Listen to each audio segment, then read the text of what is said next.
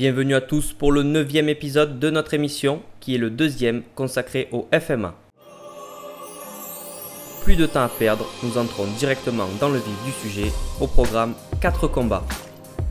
En combat d'ouverture, Alexandre Roumet, Team VXS, affrontait Damien Salankeda, Team Marco. Pas de minutes d'observation pour les deux espoirs du Pancras. Damien attaque aussitôt en anglaise face à un adversaire qui répond parfaitement avec du sol. Clé de bras, de nuque ou encore guillotine, rien n'y fait. Les deux montrent une résistance incroyable à la soumission. L'Avignonnais domine les débats, mais le Palavassien, plus opportuniste, s'impose sur un étranglement. Quoi de mieux qu'une revanche entre deux jeunes au cœur énorme qui ont prouvé qu'ils pouvaient aller loin. Eh bien, c'est une organisation grandiose.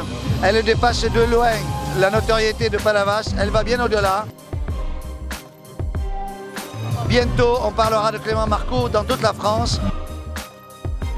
Les matchs qui vont venir sont encore mieux, donc ça va être vraiment extraordinaire parce que ce qu'on a vu jusqu'à présent était de grande qualité. Nous sautons une grosse partie de la soirée pour en venir à ce qui en fut le meilleur, les 3 combats de clôture. Le premier d'entre eux opposait les 2 meilleurs 75 kg français du moment, Vincent Delguera de la Bushido Academy Marseille et Sébastien Garguet de la team Keder.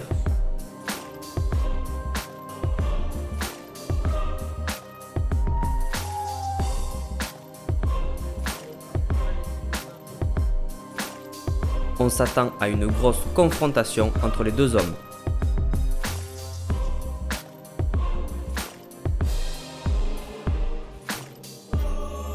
Après 2 échanges de coups et seulement 30 secondes de combat, Delguera place un superbe takedown sur Garguet.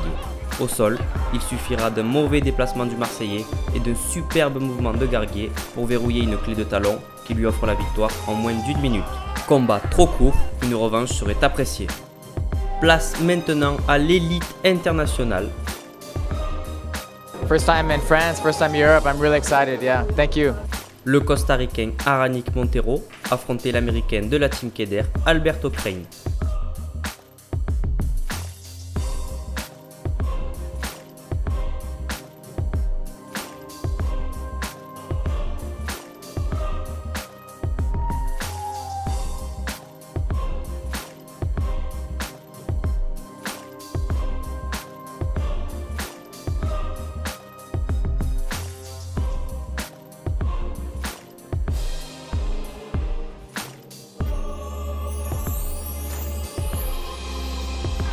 Montero a une stratégie très précise, esquiver les takedowns et le combat au sol.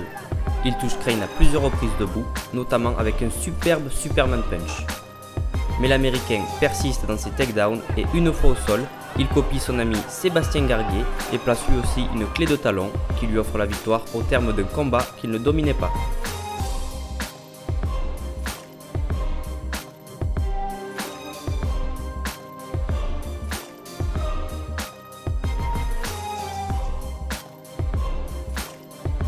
C'est énorme, c'est génial, les combattants donnent le meilleur d'eux-mêmes. Nous attaquons le 18e et dernier combat de la soirée.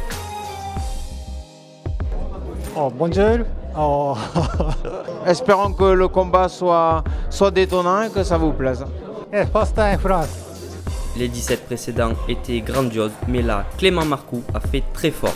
Il a réuni l'ancien champion de judo français Ferit Keder, qui compte 25 combats professionnels en MMA, et le free fighter japonais Yoshiyuki Yoshida, qui compte 18 combats pro et une victoire sur la référence anglaise Dan Hardy.